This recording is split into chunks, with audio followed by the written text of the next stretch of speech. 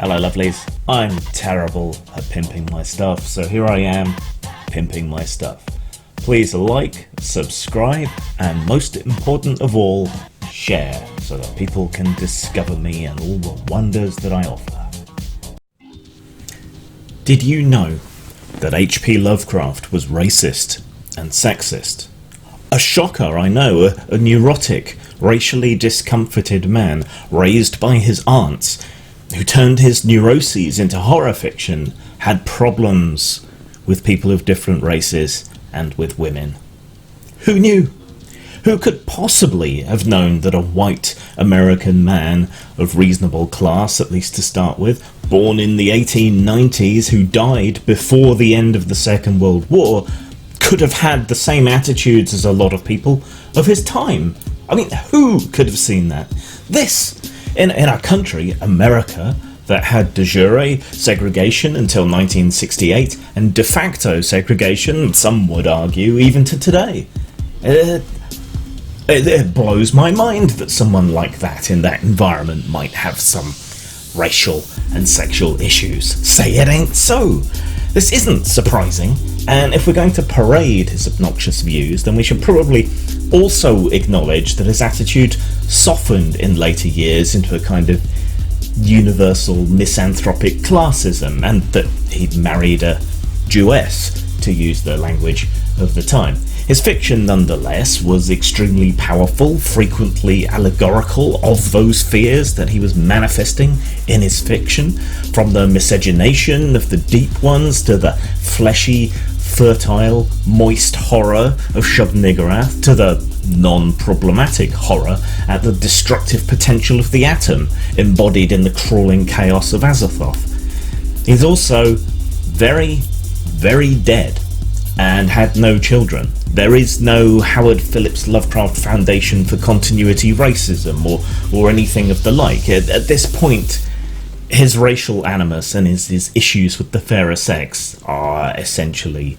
meaningless, lost to time in a way that his fiction hasn't been. This is the point. There is no need to point this out at all. Anyone who cares already knows, one way or the other. The fiction works on its own and speaks to a modern sort of existential angst at the scale, age, mystery and incomprehensibility of the universe, as it does to racial or sexual animus. That modernist horror of the universe as this incomprehensible puzzle has a lot more to do with his success and long-term appeal than his racism, sexism, and that more egalitarian classism of his later years. Getting this upset over a dead incel with a huge fucking chin from Providence, Rhode Island in the early 20th century is absurd. How absurd? So, where are you going on holiday? We're going to go to the east of France, take in the Lascaux cave paintings. Oh my god, let me stop you right there. That is so problematic and racist. Racist? Yes, those cave paintings were made by Homo sapiens who wiped out the Neanderthals. You go and see those paintings, you take in their cave art and you're approving of genocide, and there's even evidence that we cannibalized them, so yes, it's completely racist. Don't judge. Maybe Neanderthals were really super fucking delicious. What? Too soon? Fuck off. Crunk not understand why people won't eat crunk. Crunk just won't go home and bathe in secret blend of herbs and spices and butter and relax. It's not even the constant virtue signalling, for want of a better phrase, because I know that triggers some people. It's not even that really pisses me off.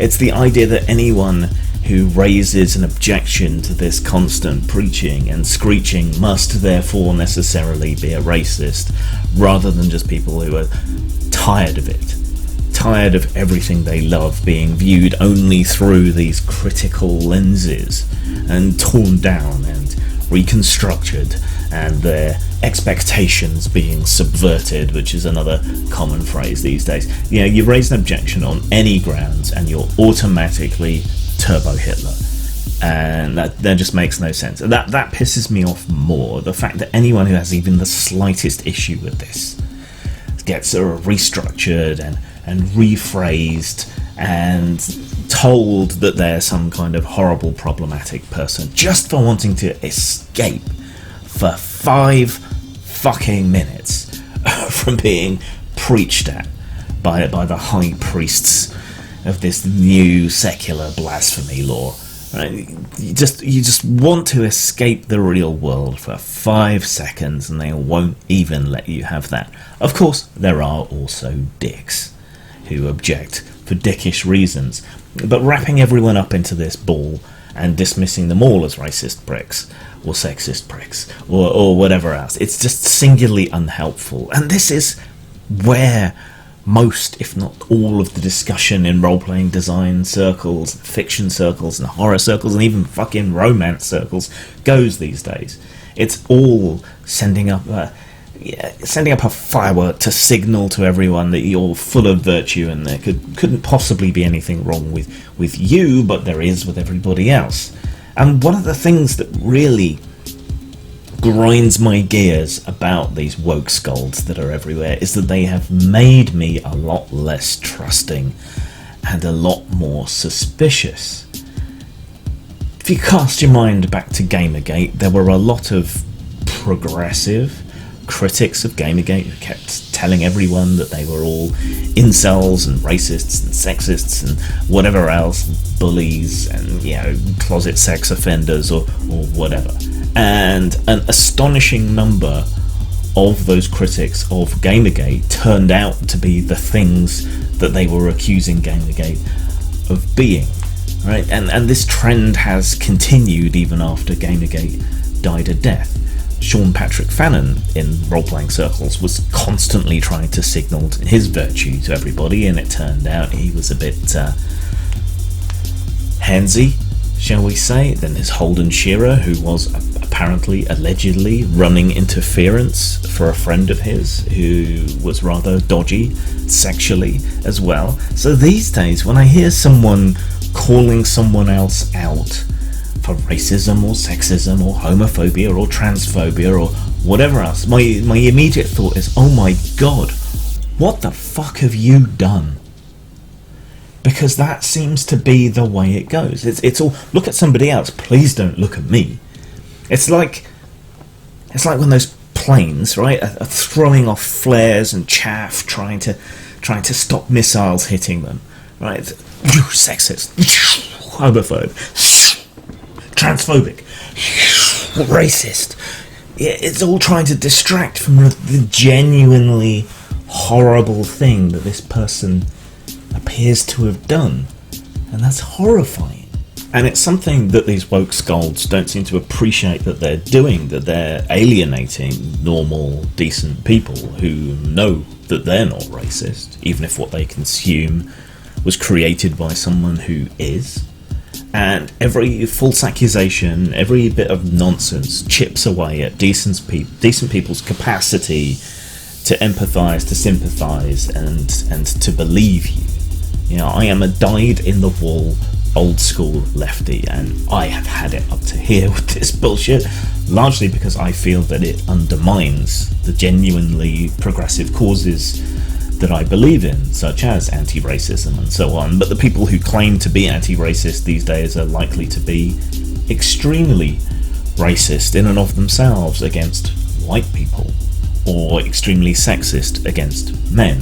This isn't the egalitarianism that we fought for. This isn't equality. They're demanding special privileged treatment, not for everyone to be treated with the same equal human regard, and this is massively undermining, and it rips my heart out, especially when it comes to the creative community, when so much of it now seems to be about establishing your woke credentials, when the evidence seems to suggest that the people who are virtue signaling are the ones that you have to watch out for, and the ones who are self-admitted perverts like myself, or conservative, run-of-the-mill conservative, these kinds of people you don't need to worry about so much.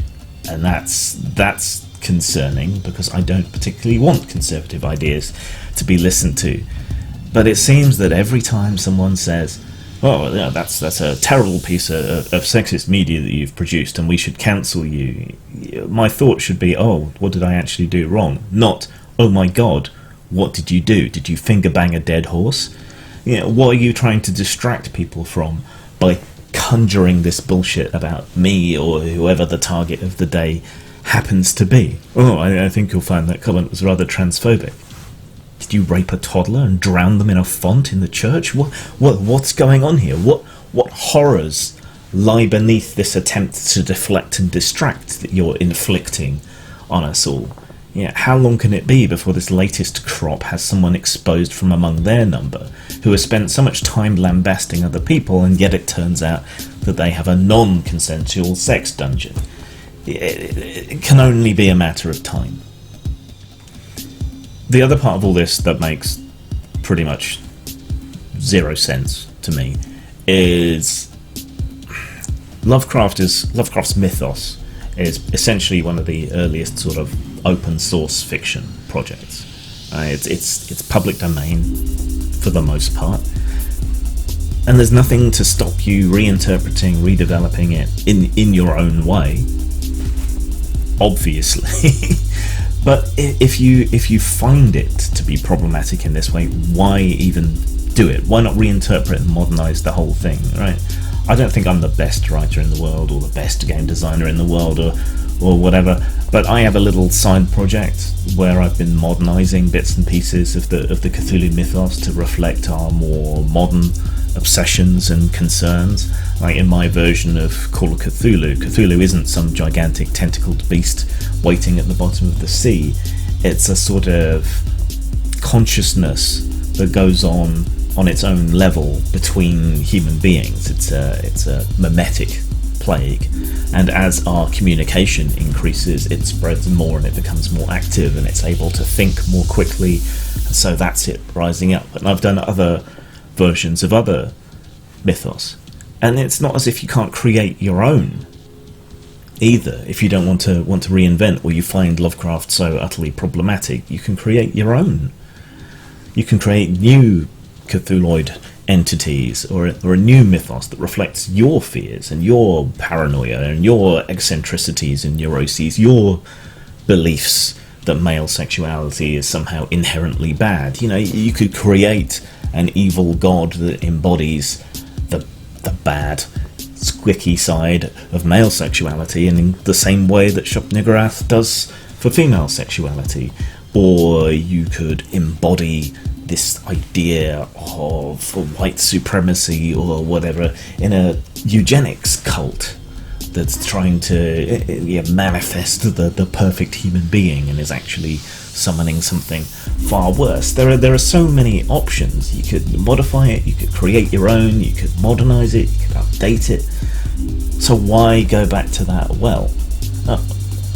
Because it sells, right? And yet people don't like it when you fuck with it. And yet you can't resist fucking with it and pointing out these elements that you think are problematic, which if you had any real balls behind your ideological stance, you'd do your own thing. You wouldn't piggyback on that.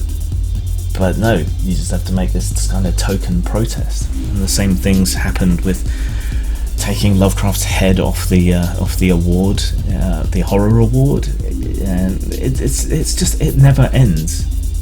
And I think I just have to kind of cut myself from it, because it's a pointless distraction. It's the enemy of art.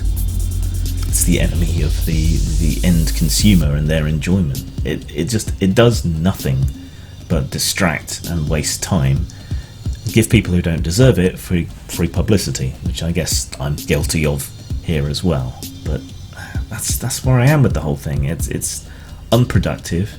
It leads to people being called things that they're not.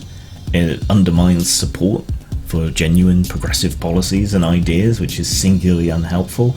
And it speaks to a sort of creative bankruptcy and fear that exists in so many creative enterprises these days, and that is the most heartbreaking aspect to all of this, and perhaps why we keep getting safe retreads for the most part, or things that remove the very things that made so many of these intellectual properties great in the past. The things that fuel them, the angst, the edge, the manifestations of long established tropes for a reason, and replacing them with something lackluster, tawdry, preachy. Allegory is a great way of telling stories and of putting politics into your stories, because just as Lovecraft did, you can ignore it or you can pick up on it. X-Men comics told stories through allegory. Star Trek told stories through allegory, and that seems to be lost. And in exchange, we seem to have this rather blunt and crude propagandizing, and that also speaks to a kind of tragedy in the creative community as well. And lastly, there are going to be genuine victims, there are going to be genuine concerns that get ignored, suspected, bypassed, because the well on all these things has been so utterly, thoroughly poisoned. Zang. Old Fat Punks is part caper, part comedy, part nostalgia, and part commentary. It follows three aging punks as they build themselves up for one big, nihilistic last hurrah. You can buy Old Fat Punks at Amazon, Drive-Thru Fiction, or Lulu.com. Follow the links below or search on those sites. Monster misbehaving, planets needing saving, situations graven, I'll form the head. The enemy is clever, we're smaller but whatever. When we put it together, I'll form the head. Y'all can do the treading, swing energy machete. If combination's ready, I'll form the head. I'll form the head. I'll form the head.